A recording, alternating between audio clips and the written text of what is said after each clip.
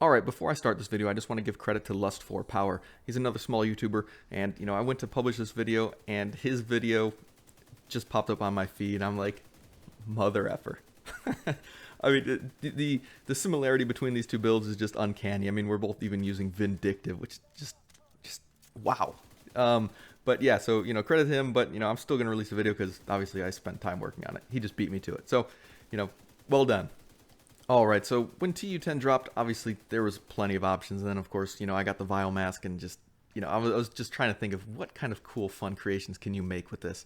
And, something that popped into my head was Ongoing Directive. Obviously, a Close Protocol is the first thing that'll probably pop in your head. But Ongoing Directive, it's another status effect build. Why not? This might be something that's cool, fun, and interesting. So, of course, I just had to try it. I had to do something with it. But you know what? To be honest with you guys, I don't like to, blow smoke up your butt. This build, while fun, is not the best build. I mean, it's just, the combination just is not as effective as you'd really hope it to be, especially on higher difficulty content. I mean, we all know bleed is just not the best status effect. It does not do much damage, and it really doesn't have any effect on the enemies. So having a build focused on bleed and status effects, yikes, it's not great. But it is still fun to use, just for the fact that you can spray your LMG and just make every enemy bleed and have toxic and basically, spread that pestilence. It's a fun build to use, even if it is not the best or one of the best builds. Honesty, it happens on YouTube.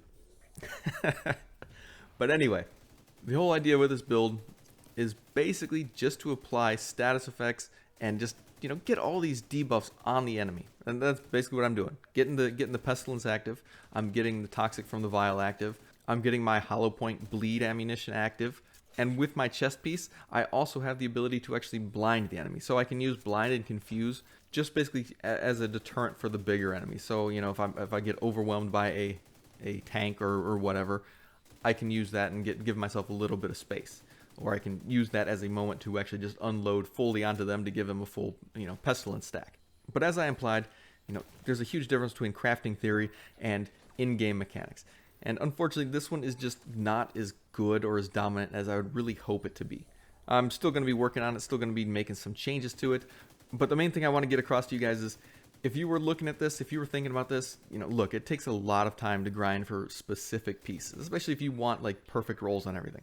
It takes a lot of time to get that stuff. So if you take nothing else from this video besides, me saving you some time and effort, that's fantastic. If you still move forward and you want to try it, I would definitely focus more on either damage or tankiness, especially if you're going for a PvP build, because this just does not have the function needed for actual competent PvP. Alright, so starting off the build here, I am using the gunner specialization, and that's basically just for the ammo regen. My primary weapon is going to be the pestilence, and that is basically so I can just apply the plague of the outcasts, just sweeping fire over everything and just, hitting all the enemies with it. That's great, right? My backup is just an AR with Vindictive on it. Now, I'm just using Vindictive. That's more of a team buff type thing that I was trying to go for. And obviously, my pistol just has perpetuation on it. No big deal there. My mask is obviously Vile, and again, that's, just whenever I spread a status effect, I get, that toxic damage on them. Then, of course, I got my backpack, which should be giving me extra bleed damage and extra bleed duration, but as we all know, bleed is probably the worst status effect to actually build a gear set around. It's just not good. But my chest piece, it doesn't really matter what brand it is. Obviously, I shouldn't probably be using this one, but it's the best one that I had with Trauma on it, and Trauma allows me to get headshots and blind an enemy, or if I don't have my hollow points yet, I can bleed them with a chest hit.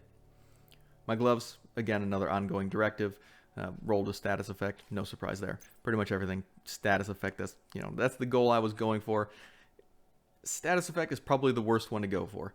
I would either choose like armor regen or some sort of crit. Personally, I think if I was to redo this, because the status effects, while good, I just gotta admit, bleed. It doesn't matter how much you invest into it. Bleed is terrible. That's pretty much the end of it. Bleed is terrible. For the skills, I am using the Banshee Pulse, which obviously just to get another status effect, confuse on them. And I am using, for PvE, I'm using a Fixer Drone. And that's, basically just to help me repair myself, obviously. Now, I'm not going to deny it. It is fun to use, and there were moments in PvP where I had a lot of fun. I liked, just hitting all these people with this status effect stuff. And it's hilarious, because you don't know what to do. I mean, you get hit, you're blind, you're confused, everything's funny. It's hilarious to use it. The problem is, this build doesn't have any of the huge bonuses that other builds do. I mean, it's a hybrid build, and we all know in Division 2 hybrid builds aren't very good. Especially now when you have, super armor builds and super, tank builds. It's just, you can't compete with that. You can't do enough damage with status effects like this in PvP to really stand a good chance of beating someone in a face-to-face fight. And that's pretty much what happened. Any tanky enemy just mopped the floor with me. But thank you guys for watching. I'll see you in the next one.